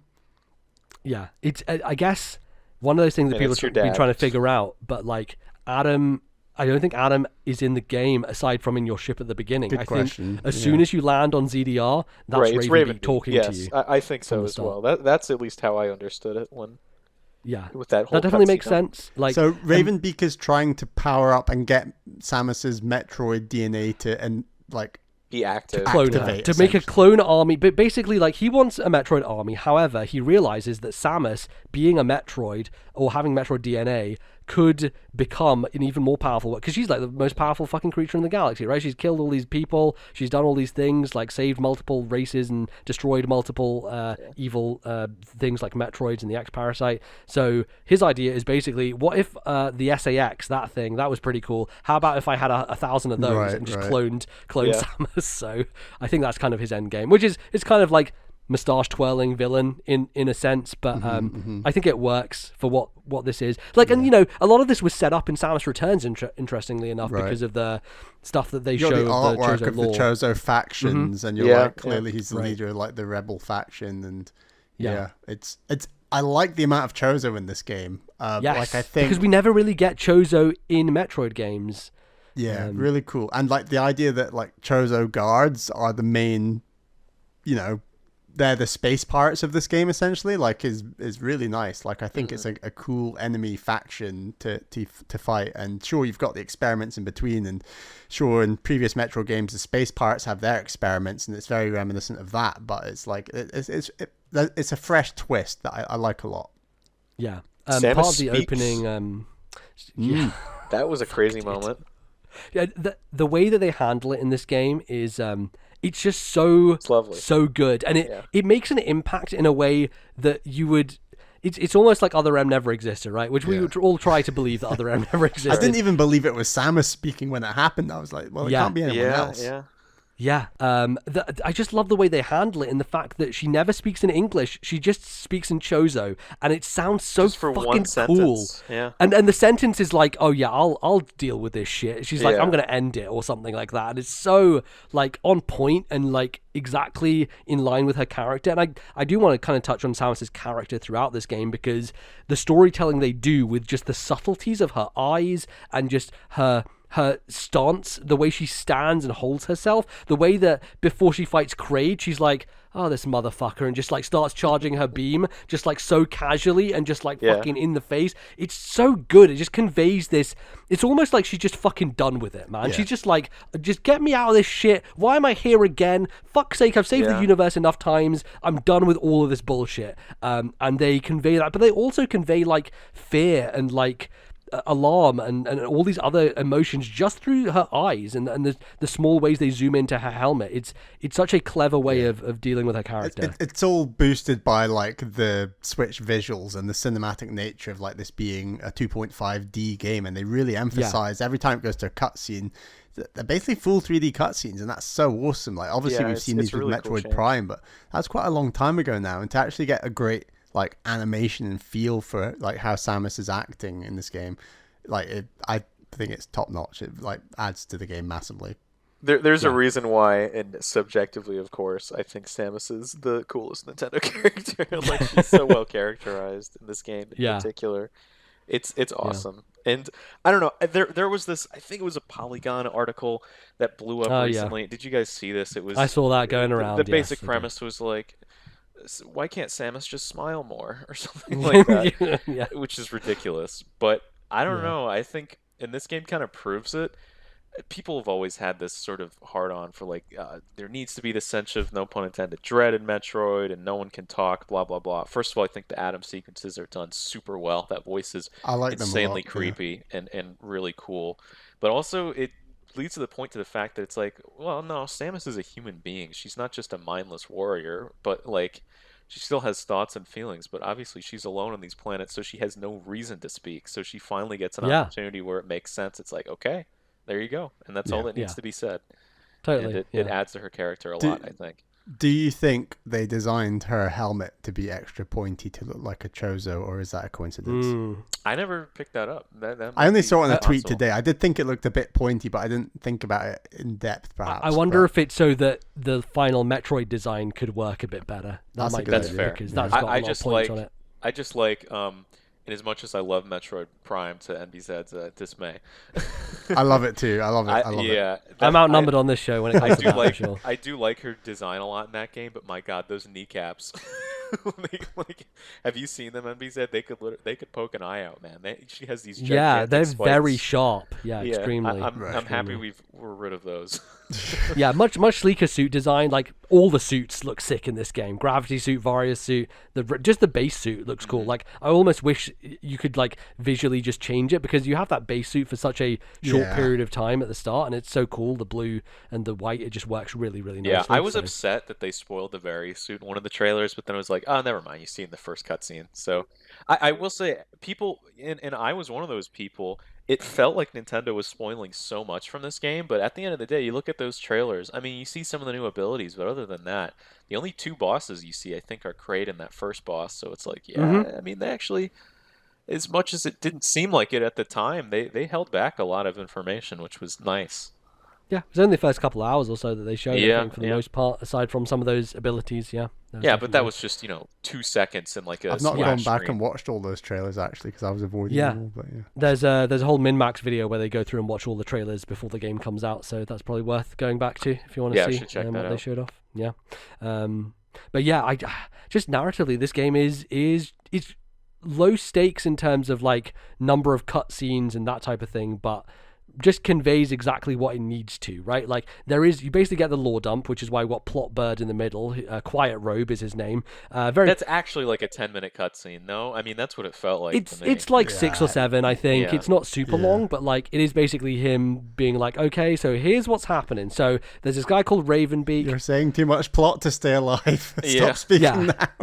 He's basically I was not like upset. I wasn't like, let's please get back to the game. I was like, no, this is sick, man. I mean, especially as a longtime fan. I was actually pretty surprised by it, especially the full-on voice acting, and I do like that they handle all the voice acting in this game is Chozo. That I don't think there's a line of English spoken aside from Adam's AI voice in this game. I'm pretty sure all of it is Chozo. God, his voice is perfect. I honestly, I got to the point, and this is such a big change from Fusion. Listen, I'm with you on VZ. I don't think it's nearly as bad as people say, all the Adam dialogue, but it definitely does still, grind things. It annoys me on multiple playthroughs because I don't want to read it and I just want to play the game. Exactly, but you can mash through it in this game if you really want to. And I was honestly looking forward to those like little Adam sections where you get a little bit more context. And you know what? Like playing it through a second time is more interesting because you're like, okay, this doesn't sound like Adam. This does sound like more like I had my suspicions actually while I was playing the game the first time of like, that doesn't really sound like something the AI Adam would say from Fusion. Like he's talking about stuff of like, oh, this guy is like unstoppable. You're gonna be destroyed by him and shit like that. And it's basically Ravenbeak being like, oh, I'm fucking great and you're not gonna beat me. Yeah. See, I felt that way as well, but I did not expect like it's actually not Adam. I just assumed it was the tonal shift in the game. Oh my god, the moment where it just like gets revealed and he's sitting in the throne behind and it was all just like a facade. It's so good. Yeah, that was a great moment. So why didn't he kill Samus at the start? I think he wants to awaken the DNA. He wants to clone. So if he wanted to awaken the DNA, why would he set all these Emmys on Samus to kill her? Okay, so basically we need to get into Thohar and Morkin, and I haven't done enough like Chozo research here, but this is kind of what the game lays out, right? So is that scientist Birdman? Yeah. So in the manga, we learn that Samus. So Samus she is not just a regular human, right? She has Chozo DNA in her because as a young child, after her real parents were killed, the Chozo took her in and didn't breed her, but like they got her ready to use a power suit by injecting her with Chozo DNA. This is like in Zero Mission, This is Zero Mission. There's a bit of a cutscene in it you can see where she's like a child. She's holding, I think, Old Bird is the name of that Chozo. That's a cute like moment. Her dad. That's a nice moment in that game.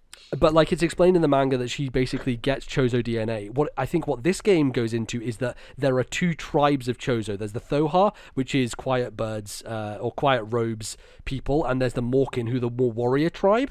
And so the Thohar DNA was built to deal with Metroid, whereas the Morkin was built to hate Metroids or something. Or Metroids were built to like be against the Morkin, but like the Thohar could deal with them. And so the idea is that Samus's DNA back then was not just from a Thohar Chozo. She was also given Morkin DNA from Ravenbeak, who is obviously, one of those guys, and he's part of the warrior tribe. So her DNA includes both Thohar and Morkin DNA, which means that when the Metroid awakens inside her, it has this kind of like, I don't know what you'd call it, but like it's kind of like at odds with itself almost.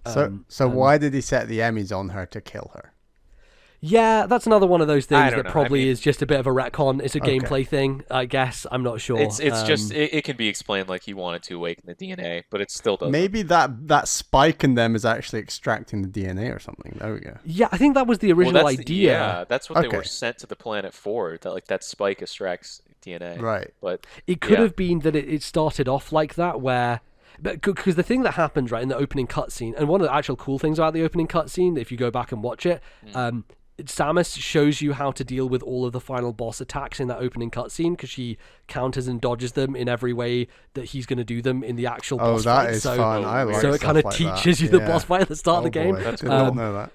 Yeah, worth going back and looking at that. But also, when he's holding her, she starts to turn like purple because her Morkin DNA is awakened by being. But basically, her Metroid. Actually, okay, let's go back a second because not only does she have Chozo DNA in her, she also has the Metroid vaccine, which for some reason in Metroid Land means that if you get injected by a vaccine, that's part of your DNA or whatever. So she has Metroid DNA. Also, somehow affects your robotic Iron Man suit. Sure. Yeah. Exactly. So basically, the Metroids hate the Morkin, which is why when she gets close to Ravenbeak, it starts to awaken the Metroid hatred within her, I think, or something like that, or her latent Metroid powers. And that's when I think he makes the decision to say, okay, well, I can do something with this. How about I get her to awaken her abilities properly? But because of the physical amnesia, she loses all of her stuff because, that's the explanation we have this time for why Samus doesn't have her abilities. So yeah, it probably, Prime, where you like, to be honest, no, you're right, Bally. It probably doesn't make much sense why he would set the Emmys on her, but I guess it's all in the name of putting her through trials to reawaken all her powers, so that by the time she gets to the end game, I think the spike extracting her DNA is enough of a cover up for me. Anyway. It doesn't really matter. It's all good. Anyway, I think that stuff is cool, and it's a little bit complicated and not fully explained, but it's fun though. It's very sci-fi and very non-Nintendo in a way. Yeah, I really, it's something I really appreciate about the Metroid series. It goes back to the alien roots, literally right? The alien, the film, the movie, series. yeah. Definitely. I was shocked by the end of the game. I was convinced that there was going to be a sort of tragic Quiet Robe X-Parasite boss fight, but we never got that. And he just well, I guess walking back from that, Devon, you messaged me saying you got spoiled on the Metroid suit. I did. Did that affect your enjoyment of the end game, or what was happening? Not really. Okay. I mean, by the end of the boss fight, it was like, okay, so that's what's going to happen. She's going to turn into a Metroid, quote unquote, which was inevitable. But so for those who don't know, I just saw a thumbnail on YouTube which was like Metroid Dread best moments, and in a little quadrant of the screen it showed the visor of the Metroid suit, and immediately you look at that, it's a green suit with the red eyes. You're like, okay, so she's a Metroid. Samus is Metroid. Were you surprised that we didn't see any Metroids other than Samus being Metroid? Again, that is another omission. The same thing like Ridley, I was happy about it by the end of the game, because having a fifth game where it's like, by the way, Metroids are still alive, it's like, okay, we've done this too many times. They're already pulling that trick with the X-Parasite of Samus killed all the X-Parasite. Oh no, she didn't. There's more. Right. So I was happy that there was none by the end of the game. So as the universe stands, Samus is the only Metroid. She is. And what do we call this series afterwards? That's the big question. They kind of screwed up by calling the game Metroid to begin with, I think. Yeah. But I think they'll be back, or some villain will get that DNA from her and make them all again. And I mean, I guess Samus is Metroid, as they were manufactured by the Chozo in the first place. They can always be manufactured again. It's all. Now when we go on YouTube and watch those cut together videos of people's grandmothers guessing Smash Brothers characters, when they guess Samus is Metroid, they will now be correct. That's true. So. And I guess she is Metroid singular, because like we said, there's only one. So it's not a Metroid. She is Metroid. Yeah. This was Sakamoto's plan from the beginning, man. He decided he was going to plant it with the name of the franchise. Is she going to be the new Metroid Prime? Is that the point? Oh, she's the only one. Well, okay, so they retcon it, don't they? Right at the very end, she gets back to her ship, and the AI is like, you'll destroy it if you try and use the ship to escape now because of your Metroid stuff. And then Quiet Robe is just there behind her. The thing with the X-Parasite is the X-Parasite takes on the characteristics and memories of its host. So and it makes a little, I don't know, the whole Quiet Robe turning the Emmys back on thing probably doesn't make sense with this, of why then he decided that he was going to go back to the ship. I think I've seen some people theorize of the X-Parasite knows that this planet is about to be destroyed. The only way it can survive is by putting itself into Samus, essentially. So thereby kind of curing her of her Metroid thing, but also being able for it to escape by just going into her. So does that cure her of the Metroid thing, and she no longer has that Metroid DNA, or does it actually eradicate the Metroid DNA? Yeah, I think it might just be a deactivation thing, potentially. That could be what it is. So yeah, it's... Who knows, though? That's the thing.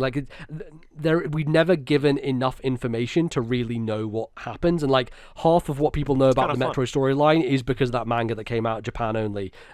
So yeah, it's a little weird when it comes to that stuff. So this is worth mentioning, because I think we're nearing towards the close here. We've mentioned it several times. I know, Bal, you said you have your theory of a Super Metroid remake. Do you think Metroid 6, 2D Metroid 6, will be a thing that happens? Yes. I think there's no way at this point. But after Metroid Prime 4, and I think... it has to be. Yeah. And there's a strong chance the Super Metroid remake will be before Prime 4 in any case. Yeah, I think that makes sense. Given how Mercury Steam just knocked out of the park on this game, and it seems like Sakamoto is happy that he's finally found a studio to work on this series.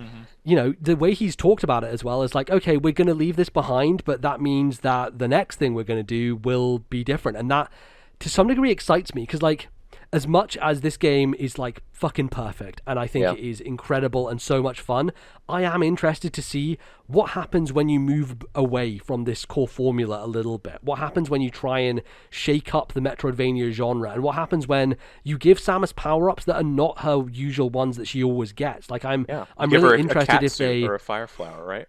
Right, yeah, totally, yeah, just jumping around the Mushroom Kingdom. Mushroom Kingdom's in space, right? Like, it's take a left at Zeebs and you're there in a second. I would love to see like what they do that is new with Metroid, and I think like Nintendo have proven it a couple of times, right? They did Breath of the Wild, and they totally shook up the entire Zelda formula. Obviously, Metroid Prime is an example of them doing that to some degree with Metroid. They might do that again with Prime 4. We don't know. Yeah, we'll have to see. Exactly. Who knows what they do with that game? But like, I don't. Not that I don't think they could not get away with doing another one of these games that's very similar, and I would love it regardless, because I just want as many of these games as possible. But yeah, I would love to see an evolution, and what would that look like? And, you know, smarter people than me are able to figure that out, of course, but it feels like they do want to continue making stuff, especially with Mercury Steam on board now. It just seems like a no-brainer, especially given how well this game is doing. It's the best-selling Metroid game, and it will end up being the best-selling Metroid game, probably until Prime 4 comes out, in which case Prime 4 will probably outsell it and become the best-selling Metroid game. But I don't think that's a lot. No, it might be, but I don't think think it so. could be tight. Yeah. do you not think? I think the big budget, like, prestige nature of Prime 4 makes it more potential for it to sell better. I think this game We'll might have have to see. sucked up a lot of people's, need for a Metroid game, and I don't know. I don't know. I think they- it's they created just- new fans, honestly. I think this That's game's done a also good true. job of No, like, it converting has, more people. But in particular, I think, this game, everyone talks about the Switch effect, right? Everything sells better on Switch, which is, a huge reason to why this game is doing as well as it is. But also, I just think the reveal in E3, that trailer was so sick and like cinematic in a lovely way that I think it just hooked people. And I don't know, this game selling itself on the merit of the quality of the game, I think, is a lovely thing as well. And hopefully, hoping Prime 4 can impress in that same way when it finally gets its true reveal. Right. Prime 4 needs to be good as well. That's the thing, right? It has to, Right, it has to nail it. unlike the first game, which is, top 10 game of all time, right? Oh, Sure. definitely. Yes. Definitely. Yeah. So yeah, I do think that it will be interesting. I still think we're a couple of years off from Prime 4, honestly. Like, it's a big one, and it's been rebooted, and, We're going to get Prime Trilogy and Super Metroid Remake beforehand, I reckon. I think we'll see it in 2022. At least see, yeah. a trailer. See it, right. Yeah. There's a possibility, that we get a trailer. We'll see the for new it. logo. Yeah, exactly. That'll be the trailer. Here we go. Yeah, I mean, you just spent never all our time know on this. with Nintendo, right? Metroid Dread, they just reveal it. By the way, we've been working on this since Samus Returns, probably at some points in tandem, because there's moments, as you guys mentioned, in Samus Returns, where it's like they clearly knew that they were going to be making a Metroid Dread at that point, Yeah. They kind of set things up. So it was at least in planning stages when that game was in development. So I don't know. We don't know how far along in development Prime 4 is at this point. Yeah. It did restart, but it really seems like in that initial 4, reveal trailer from 2017 that was similar to as we've seen at other, E3 press things. It's like, this is an announcement of the game starting development. It's just like, Pretty okay, guys, much, it's happening. yes. You know what I mean? So I even think like Bill Trinan was talking about like, oh yeah, this is a new team in Nintendo that have just started on it, and they are right, because it was a first party initially. They took it internally Yeah. initially, and clearly didn't go well internally, and they had to turn back to retro. And it's a really fascinating thing when you think about it. Like, I would love to see a oh man, what's that YouTube channel called? They do all the video game documentaries. No Clip. Yeah, I would love to see a no clip documentary on Metroid Prime 4 at some point, if that could ever happen. Just understanding the dev problem history. is Nintendo is such a black box when it comes to these things. I don't think it'll ever happen. Lots of Japanese companies that way. If you want a really interesting insight into a Japanese company with a no clip documentary, the Final Fantasy 14 doc is phenomenal. Really fantastic. I've heard that's amazing. definitely worth watching. But yeah, I was going to say that it's really fascinating that we're at a point where Metroid is being handled by exclusively Western studios right now, and has been for the last couple of entries. Like, kind of makes sense. It's always sold better here. It's always had more Western appeal with that Alien connection. So I guess it kind of makes sense. Between this being made by Mercury Steam and also Samus Returns, as well as Prime 4 being put back to Retro, as well as Federation Force being made by Next Level. God, I forgot about that. All Western teams working on Metroid for a long time. And all of equal quality and importance, right? Yeah, of course, absolutely. Look, Devon, one day, Bally and I will rope you into playing Federation Force with us. Yes. I'm down. I've heard it's fun. We need to play that. We both own it. I think we're all over our Federation Force salt at this point now that we've gotten real Metroid. I've heard it's great, just to put it out there. I've heard from people who have played it that it's actually going to be MBZ's first full Prime game. You know what? Exactly. Do you know what my first Metroid game was? My first Metroid game was Prime Hunters on the DS, and it definitely has Prime Hunters energy. Yeah. So, yeah.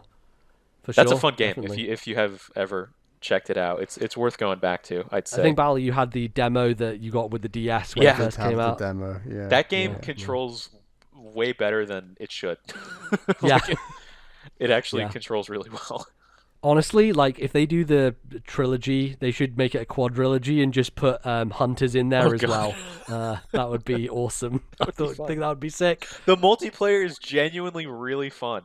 The multiplayer is, like, I spent a lot of time doing download play Prime Hunters with friends because it was one of the ones that you didn't need the cart for, which was... Hey man, the Prime 2 multiplayer, also a lot of fun. That's my favorite part of Metroid Prime is the Prime 2 multiplayer. Yeah, back when they were trying to compete with Halo or whatever. Yeah, exactly. They 100% were. It was pretty cool, honestly. I did enjoy that. So yeah. Great. I think we've chatted a lot about this video game. Are there anything that we haven't mentioned yet that either of you want to bring up in relation to Dread and the stuff that it does? Do you think Metroid and Master Chief will finally get married and have a relationship in Metroid 6? I think so, yeah. I think so, too. This is the year for it, right? You know, Halo's coming out, Metroid's back, you know, it's all a happy reunion for everybody. In Smash, we finally have Isabelle and... Doom guy coming home. Speaking of Smash, like, if they don't put Ravenbeak as a Metroid rep for the next Smash Brothers game, they will have failed truly at their job. To a degree, I'm kind of happy that Smash is finally over, but at the same time, it's like, God, I wish we had a Fighter Pack 3 so we could have Ravenbeak. That would be the Metroid outfit as well. We've got to get that in there. It's so nice to have like another potential rep for Smash Brothers because the Metroid series really doesn't otherwise, outside of like a clone of Samus and another clone of Samus because that's what they like to do. Like Dark Samus, the SAX, like those are the options. What if we got Baby Ridley, or not Baby Ridley, Baby Kraid from Super Metroid? Yes, the mini Kraid. Yeah, that's the problem, right? Is like Kraid is enormous, like in a way that wouldn't work. They got Ridley to work, but I don't know. They managed to make that make sense. But, I'm thrilled that Ridley's in the game, but I don't quite enjoy how he plays, and Ravenbeak seems like a character that's up my alley. Yeah. I mean, I think Ravenbeak would be sick. He would be a fun character to play as, but I do like Ridley quite a lot. I'm a big fan of those kind of fast combo characters. Like, I main Pikachu in To Everyone's Dismay in Smash Ultimate, so seeing Ravenbeak could be really fun. He'd be great, honestly, and especially because we have 3 different versions of Samus and Ridley, and that's the Metroid representation in the game, and it feels like for such a historic Nintendo franchise, it deserves better, and so it's nice to have a character that could do that and could play a nice role. So they could have put what's his name, fucking Dave or whatever, the guy who is on your team in Other M. I can't remember his fucking name. Yeah. I know who you're talking about. Yeah, there are a couple of those squad mates you could just put in, I guess, but they would be lame, like just Federation troopers. Chibi Federation Force trooper, that would be fun. Mm-hmm. Yeah, that'd be good. Blast ball, that's it. Roll around in a blast ball. Fuck Eye in his monkey ball. Oh, a final thing I wanted to say. The means of getting from the second last area to the final area, the cutscene, I swear to God, is, I think, a Metroid Prime pinball reference, because Samus goes into like this metal ball and it gets pinged like straight vertical, straight up into the air, and that's how you get to the final area. Does anyone think that I'm onto something here? Is that game crazy. fun? I've actually heard that game is low key, like pretty great. It's the best Metroid Prime game. It's fantastic. I'd like to play it. I've never played it, but I'd like to play it. Does anyone remember this mode of transport to get to the final area? I don't recall that cutscene in particular because I need to find it. I need to find it. Yeah, I thought you just like went in the elevator because you go in the elevator after you die in the boss fight to go to him. But I guess you're talking about getting to the ship. It's the one before that. You'll see it on this playthrough. I wonder what you think. I'm sure I will. Yeah. By the way, now that we're in this sort of second Metroid renaissance after it came back with Prime and Fusion, can you imagine if we got some like Metroid party minigame spin-off or something like that? Look, I'm open to spin-off Metroid games at this point. I would like more. Yeah, I'd like to see some. Yeah, it was a fun era back then when they were just releasing them one after the other, and then they just stopped after like Prime 3, and then Other M happened, and then nothing. So. GameCube, GBA, DS era, what an amazing era for Nintendo. So much cool, weird, especially as Metroid was just completely gone for the N64. Like to have it come back on GameCube in such a big way, and GBA like was big. It was big. I'm hoping Prime 4 sells you, and I really hope you go back and play Prime 1 because it's so friggin' good. I might have to make it. Amazing. You really should. Honestly, and this is worth mentioning for people listening to this podcast. It's how I plan to play 2 and 3 because they're the only two Metroid games, kind of main series ones I haven't played. There is a thing if you take your Metroid Prime Trilogy Wii copy and ROM dump it onto your computer, as I know we all do whenever we emulate games. Yes, of course. Yes. Everyone ROM dumps their own discs. That's definitely true. Yeah, they've all got their like N64 cartridge adapters or whatever, so that they can do that. Of course, yeah. But if you do that illegally, of course, there's something called Metroid Prime Hack, which puts the game into full HD, and you can also use it. It has full native support for mouse cursor, so you can play it like an actual FPS. Yeah. Now that sounds like a real video game to me. You can do keyboard and mouse Metroid Prime. It's a real thing. Google Metroid Prime Hack. There's a Discord. It'll show you how to get it set up. It's not super complicated, and I've tried it out, and it is awesome. It's sick. That's great. That might be a good way to play it. We might just get a Prime 1 remake very soon anyway. But at the same time, like dual analog's great, but playing games on PC, FPSs are so much better with mouse and keyboard, having that more free aim. If you count Metroid Prime as an FPS, which I know is a point of contention among people generally. The FPS parts are arguably the weakest part of that game, but it literally is a first-person shooter. Yeah, sure. Yeah. It's not Halo or Call of Duty, but by definition, it is. It's much more of a Metroid game at the end of the day. But yeah. By the way, before I mentioned this in DMs. Bally, I think you can agree. I'm not talking about 3 where you have to flick the nunchuck or whatever, but Metroid Prime 1. See, I only got like 3 to 5 hours into 3, and I was just like, because I had to set up my Wii, and it was just my situation for playing that game wasn't optimal, so I just decided I'm just going to wait for the Switch version to properly play that game. But Metroid Prime 1 handles the grapple beam best, out of any game in the series. You literally just lock onto a point. That's a very good shout. Yeah. Really you lock onto a point, press a button, you go into a grapple animation, and it's done. No BS like in this game. Yeah, that sounds like a great way to handle it. Mercury Steam, definitely change it next time. So I'm saying that so you can now say that Metroid Prime is the best at something in the series. Yes, of course.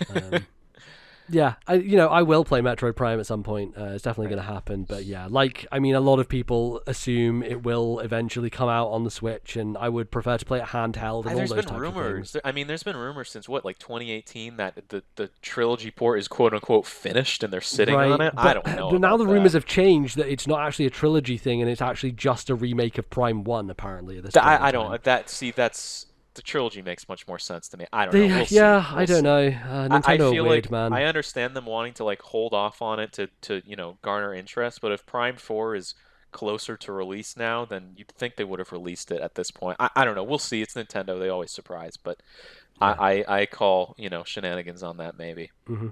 Great. All right, final thoughts on the game. I think the game is fantastic. It's probably the best Metroid game. I already am playing it again against my own better judgment. I have a lot of fucking other games to play, including one called Judgment. So probably says quite a lot because You know what? As we talk about a lot on this show, I'm a person who just loves game feel and just like running around feeling good. And this might be one of the best one of those ever made. It's it really so is. Fucking phenomenal. The trailers don't do it justice either. It plays really so much better in person. I mean, it looks great, obviously, when you see the game being played, but when you actually use the stick to control Samus, you're like, wow, this is great. Absolute butter. Devon, final thoughts? I would say that this is in, my top 10, top 20 games of all time, but there's no Samus bikini JPEG at the end of the game, so I'm sorry, but, Nintendo had to get political, and Nico, what are you gonna do, man? What are you gonna do? No, this game is great, and in particular in this era of, everyone talks about it, but microtransactions, all this stuff, games not being promised. It's nice. I was so excited about this game, but I tried not to get too excited because it's like trepidation, right? Like trepidation, I had the same thing of like, will it be good? Something still could go wrong, but finally playing it at the end of the day and it being better and as good, and in some cases I would say, especially story-wise, exceeding expectations. It's a wonderful feeling in these last few years of literal dread. Yes, very good. Bally, final thoughts? Yep, I think this is my favorite 2D Metroid. I was really hoping it would be that, and it's managed to deliver. I think it completely excels in the feel especially, but I actually think plot-wise, lore-wise, story-wise, it's actually really strong, and there's some really great boss fights in there, and I think it really appeals to people who are very into those other traditional 2D Metroids, but there's still enough there that if you are new to the series, I think it is a really good starting point as well, and that's ultimately what Nintendo wanted to achieve with this game. So I couldn't be happier, but ultimately I'm still excited for Prime 4, don't you worry. I hope this gets the Game of the Year attention that it deserves. I think it will, from seeing people's reception. Yeah, predictions. Will it be one of the 6 nominees that Jeff Keighley puts on his stage at the end of the year? I don't think it will win because it's always some, AAA open world thing. But of course, I think that there's a really good chance that it is nominated for Game of the Year. I think it's tight, but I think it'll just squeeze in to be nominated. Yeah. No, it'll be Far Cry 6 instead, guys. That'll be definitely. I think it won't be Far Cry 6, but it will be like Resident Evil Village or something. It'll be Marvel's Guardian of the Galaxy, of course. Oh, Jesus. Is that releasing this year? It's going out like this month in like 10 days or something, I think. It's pretty soon. Yeah. We'll see how that goes. Yes. Well, thanks everybody for listening. Devon, where can people find you if they want more of you on the internet? So you can find me with our Fire Emblem podcast, our annual Fire Emblem at this point, Emblemcast, and I'm actually starting a new podcast very soon. That I don't think I've told you about, NBZ. I am a big film buff, and it's what I'm looking to do career-wise with my life, and I'm starting a film podcast called Criterion and Chill that will be out soon TM. Fantastic. Sounds good. Invite me on when you talk about the Count of Monte Cristo. That's one of my favorite films. I'm going to talk about a film. That's, or we invite me on to the next Star Wars prequels, right? Star Wars prequels, School of Rock. I'm there for that. These are the films I care about. All the Disney films as well. I'm into those. Yeah. School of Rock, unironically, is a banger. That's a great. It's a phenomenal movie. It's one of my favorite movies of all time. Fantastic stuff. Yeah. Excellent. Great. Well, again, you can find us in the regular places as usual. And yeah, thanks everyone for checking out our Spoilercast on Metroid Dread. It was a good fun time, and I'm looking forward to the next one whenever it happens, if it does happen, and I hope it does. So that'll be us. We'll see you soon with another regular episode of the show. Until then, thanks very much for listening, folks, and see you next time. Bye bye.